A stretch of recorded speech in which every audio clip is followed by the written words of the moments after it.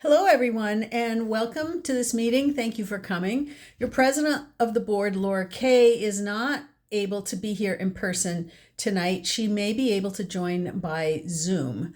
I am in Northern Ireland on a post-COVID rescheduled vacation, so I'm not going to be able to be here in person either. And I didn't know whether my Zoom connection was going to be adequate, so I decided to record this introduction for you just in case, so we don't run into any technological issues. So background, at the annual meeting in February, we discussed additional parking and owners asked the board to gather more information on it. We submitted an information report to you a couple of weeks ago, dated May 30th, and we are at this meeting to discuss that report and to take a vote. So first, many of you are asking, what's all the rush? Okay, and you're not wrong. It feels like a rush. And what happened was, in the process of getting the information, we also learned what the timeline was going to be. The Town of Ballston Planning Board has to approve any additional parking, but they have to approve what's called a site plan amendment. And the approval takes about 3 months. So the route to getting that approval is to have an engineer prepare an application on our behalf and submit it to the town planning board. The town planning board only meets once a month on the last Wednesday of the month. In order to get on their agenda, you have to submit your application 3 weeks in advance. So in order to get on the July agenda for an October approval, we have to submit our application by July 5th. That's why it's kind of like a rush. If we want to get on the August agenda, we couldn't expect anything earlier than a November approval, and that might be a little late to start constructing parking. So if we don't want to build parking until next year, that's fine too. But the downside is that the prices for contractors and materials are almost all, certainly going to go up like everything else. And we would need an engineer to evaluate the bids that we receive. We'd have to put it out to bid because BDC will be gone by then, by next year. We'd have to put it out to bid. We'd have to have somebody evaluate those bids to see whether we've got, a viable contractor here. And that would have to be our engineer. So that would involve additional engineering fees. And somebody would have to supervise that work to make sure that it was done to spec, and that too would be the engineer. So that's why it's, more cost effective to build it this year if we can. All right, second, the covenants, conditions, and restrictions, fondly known as the CCRs that govern this community, say, and I quote, control over any improvements, additions, modifications, or alterations to the property shall be the responsibility of the Cornerstone Community Association, that's the board, acting through the Architectural Committee. So because of this, the board of directors had to appoint an architectural committee. The Architectural Committee is an advisory committee. All it can do is make recommendations to the board. Nonetheless, in order to be in compliance with the CCRs, this parking project has to go through an architectural committee. So the board appointed its first member of the architectural committee, and we're working on appointing additional members. We should have 3. You may recall that an email went out to all of you offering to volunteer for the committee, and that offer still stands. The first member of the architectural committee is Polly Feigenbaum. Polly is an attorney in private practice. Her practice areas are business law and real estate, including property development. She represents developers, so she knows her way around things like this parking project. She's a Phase 3 owner, and she was instrumental in collecting the facts that are contained in the information report that you all received and that we're discussing here tonight. Polly is here tonight to address your questions on the site plan, the application to the town planning board, and the engineering and construction aspects of the projects. Polly, if you would please stand up so that folks can see you. And folks, please join me in welcoming Polly and thanking her for her work she has already done. Okay, third, I'm almost done. Third, with regard to voting, let me explain how it's set up. If you look at the ballot, and maybe Jessica can bring it up on the screen, the first question is what I call the threshold question.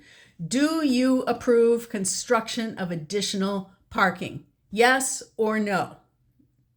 If a majority of people vote yes, that means the engineer can get started on the application to the town planning board. He's only going to have about 8 business days to meet that July 5th deadline, because we don't anticipate getting all the votes counting and, with the people mailing them in and so forth. Today's the 15th. Chances are it'll be close to the 20th or the 21st before we get all the votes in. So that's going to leave him about 8 business days. And remember, we're running right into the 4th of July holiday for him to meet the July 5th deadline. So that's why it's set up this way. Yes or no? If we get a majority of yeses, then he can get started, because the engineering and the application fees are exactly the same, regardless of whether we construct 2 spaces or 15 spaces or 24 spaces or the whole 39 spaces that are shown on the plan. The engineer will apply for approval of everything. We get more bang for our buck if we apply for the approval of the whole thing. Then if we decide to only construct a portion of it, we've already got our approval from the town, and we can construct more in upcoming years if we want to, without having to go back to the town and pay those engineering fees and application fees all over again. Okay, so that's the threshold question, yes or no. Moving down the ballot, if you voted yes on the parking, next, you get a choice of what project you want. Project A is the 15 spaces along the center green. If you're standing facing the mailboxes, they would be to the left of the mailboxes. Project B is 24 spaces along the curve of Cornerstone Drive, which is over there by phase 3. You'll see that there's a big drop off there. There would have to be trees cleared. There would have to be fill brought in. That's a bigger project. It would take a little longer. Constructing the 15 spaces on the center green, BDC says would take, maybe a week and a half. Project C, so we got A is the 15 spaces. B is the 24 spaces. Project C is the whole thing, all 39 spaces. But we're not done there. If you want some other configuration, maybe you don't like 15, 24, the whole thing, you have an opportunity to voice your opinion in box number 4, the modified project configuration. When we tally up the votes, if a majority of people have used the write-in, then we will analyze those and we'll have another vote. But we've got time to do that because the engineer will already be going ahead with and getting approval for the whole thing. So it matters not what we ultimately construct. We've got time to work that out. All right, financing. And I'm almost done, trust me. Financing. The information report said that we would need 50% within 10 days of approval if the project gets approved. As I said, we anticipate receiving all the ballots by about June 21st, so 10 days would be about July 1st. The engineer has to submit the application by July 5th, but we may have some flexibility on the 10 days, and Polly may have an update for you on whether the engineer requires a retainer up front. We definitely know that the application will have to be accompanied by a $2,000 escrow for the town's engineer to review it. But basically, we've got to have enough up front to pay the approximately $12,000 in engineering and application fees. Spinnaker's billing practices will also factor into this. As I understand it, they have a fixed first of the month billing cycle. So if it's not billed on July 1, there would be no opportunity to bill it again until August 1. And if our engineer needs a retainer, we might come up short if we wait until August 1 to bill. We can't borrow from our reserve, but we might be able to temporarily classify this as maintenance and repair and borrow from the pot of money that we've set aside for that. So this aspect is a little fluid on the payment, but the costs shown on the information sheet are there for the 3 projects. And so we wanted you to be able to plan accordingly. For the smaller project, we're talking $200 as 50%. So presumably that wouldn't be a hardship for anyone to come up with within 10 days if we need to. Okay, finally, and now I'm really done.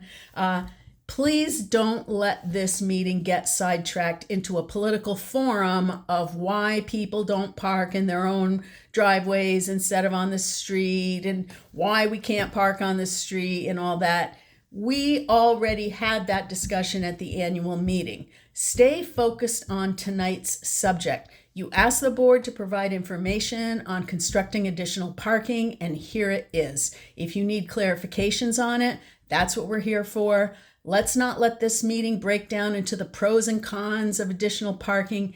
That's what the vote is for. Everyone gets a chance to vote yes or no to building additional parking. This is not a forum to lobby your neighbors on why you are voting yes or no. Please use your voice on the ballot, not in this meeting to create a debate, because if we get sidetracked, you'll be here all night. And it's 11 o'clock in Northern Ireland right now. So thanks, everyone. I'm sorry I can't be there in person, but we do have Laura hopefully will be on Zoom. Hopefully I will be on Zoom. We have other board members, Mike Cassani, the treasurer, and Tom Hughes, the vice president, are in person. And Polly Feigenbaum, who has the, subject matter expertise in this area, is also here. So with that, we'll open the floor for discussion with Polly on the site plan and the approval process, and anything else can be addressed by the board or by Spinnaker. Thank you. Bye.